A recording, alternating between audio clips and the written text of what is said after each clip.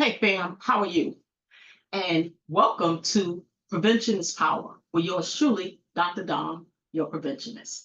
So first thing I like to say is happy new month, happy Friday, and happy voting. Now today I would like to speak with you on a serious matter. And I will title this segment, You're Not Voting? That's not an option. I have 3 reasons why not voting is not an option. Reason number 1. Your vote is your voice. Did you hear what I say? I'm going to say it again. Your vote is your voice. You have a say in the matter. You have a right and a say in the matter. In the whole voting process, in the whole presidential election process, your local election process, you have a vote. You have a voice. You need to speak up and let your voice be heard. By doing what? By taking action. Action speaks louder than words, right? So speak loud today. And why don't you go and vote? Okay. Today is the first day of the month. Okay. We have what, 5 days? This whole week. I was going to stay silent, not, because there's so much going on in the world. But I couldn't. Who am I? What I do and how I am. I could not stay silent. I must tell you how not voting is not an option. So your vote is your voice. Speak up, okay? Number 2, history tells you that not voting is not an option. And I'm going to break it down to you. So up until 1870, United States Constitution did not allow citizens to vote.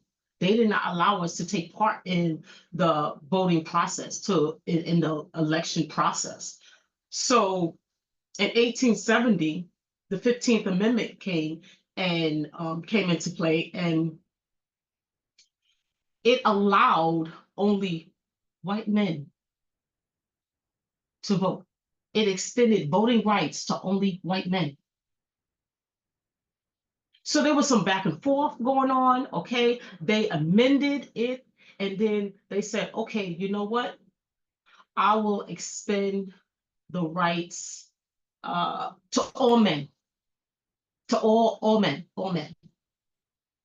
Y'all see, woman wasn't in the conversation, right? Y'all see that, right? Okay, so now it's 1870, but the thing about the men of color, our African American brothers, men, fathers, sons, they were still denied the right to vote because of the United States constitutional laws, okay, intimidation, outright intimidation, okay, the policies, they just could not take part in it. They were still denied. So another amendment came years later, 1964, right? The 24th Amendment.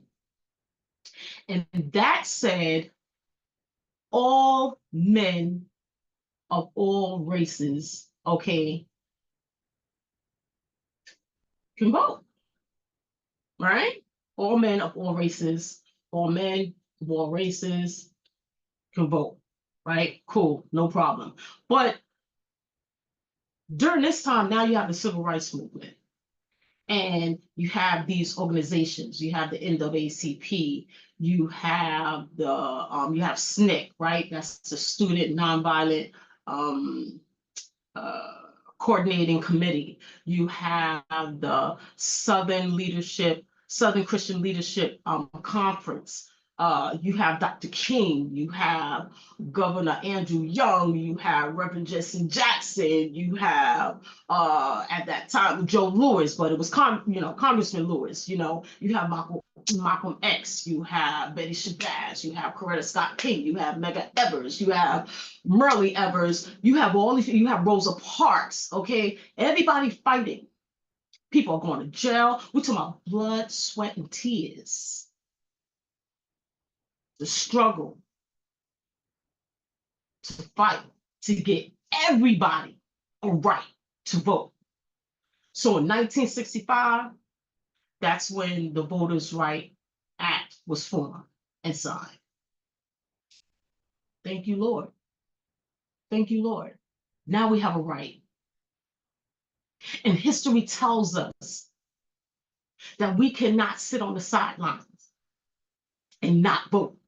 History tells us that we have a right and we have a say in the matter. History tells us, right, that the blood, sweat, and tears should not, never go in vain. The false imprisonments, the injustices, it should never, those acts of bravery, of courage, should never go in vain. So that's why not voting is not an option, right? Now you must say, well, Dr. Dom, I'm kind of confused because so much going on. I'm not sure which candidate I should vote for. Okay, so we ought to live with intention and strategy, right? Now, the strategist coach is coming out of me right now. So let me lay it down for you. If you don't know who to vote for at this present time, right? One, who are you? Okay, you must ask yourself, who are you and what you stand for? Who are you, what you believe in? You understand what I'm saying? What you stand for. What points and tenets that these candidates are campaigning on. So I tell you, go to each candidate website, look at what they're running on, look at these initiatives, okay? Because they're going to end up as policy. Sure enough. If they're running on them, they're going to end up as policy, right? Which one resonates with you? That's what you need to ask yourself. Now, I want to go back a little bit. If you don't know who you are, so then I'm going to say, okay, we got to identify. Okay, identify shifting. All right, so you have the be, do, and have.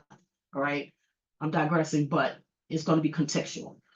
So you have the be, do, and have. Right, I need for you to answer yourself. Who are you? And what do you do? Who are you and what do you do? Okay, now, if you still can't come up to know who are you and what do you do, I'm going to ask you 3 things. Are you a leader or are you a follower? Are you a specialist or are you a generalist? Are you an expert or you're a staff worker? Pick one of the 6. Now you identify your B because you are in the present. That's who you are. Okay. That's not who I'm going to be or I will be. No, that's who you be. That's your B. Right? Now, what do you do?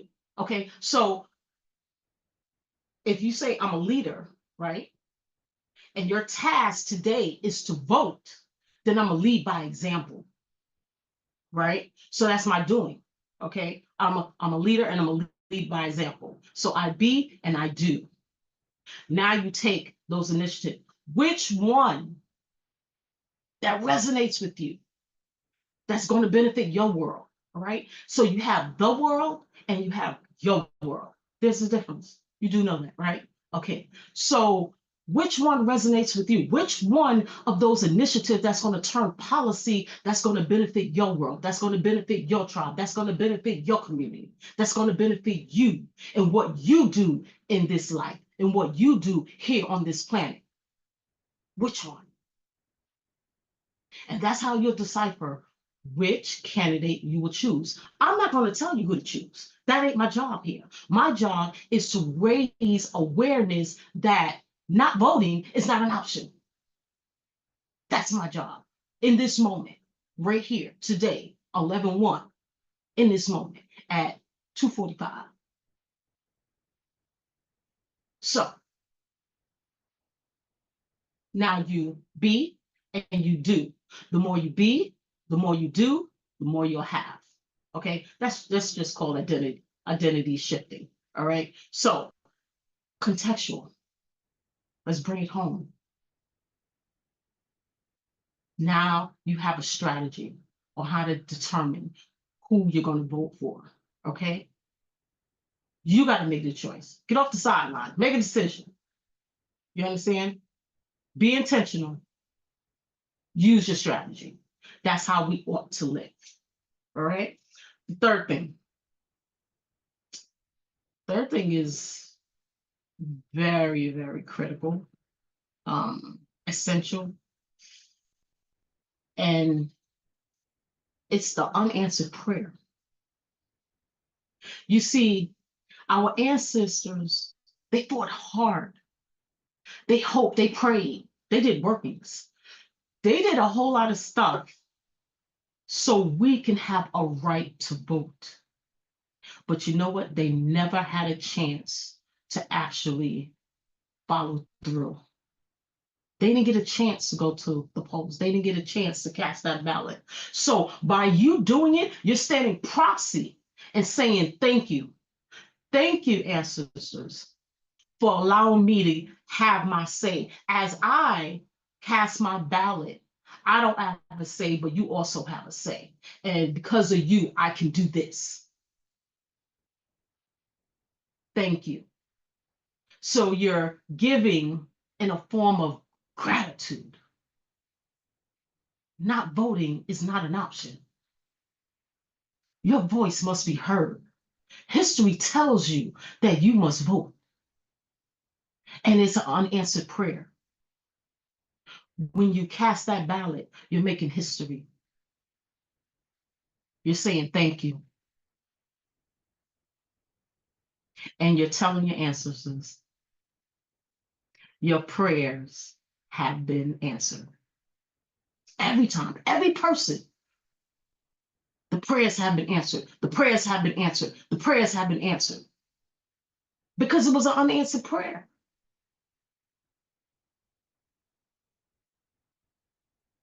If this is your first time ever voting, these are the 3 reasons why you ought to vote. These are the 3. Do not sit there and say, I ain't voting, I don't know who to vote. No. I just gave you strategy. I just gave you strategy. Like, follow, share. I just gave you strategy. I want you to share. Share this video with someone who you know for a fact that they say, you know what, not this year, I'm not taking part. No, you're taking part. And these are the 3 reasons why you're taking part. Unanswered prayer. History. Let your voice be heard. All right, folks. That's all I have for you today. Okay, I'm about to go, but I needed to do this. And prevention is power. Okay, now I want y'all to lean in because I'll be amiss if I don't say this, as a preventionist. When you go outside your house, I need you to stay woke. There's a lot of things that's going on in this world each moment of the day. Stay woke, be aware, scan your surroundings before you entering in. Okay, but I want you to have a great and blessed day. Happy voting. And I'll see you in the next pit moment.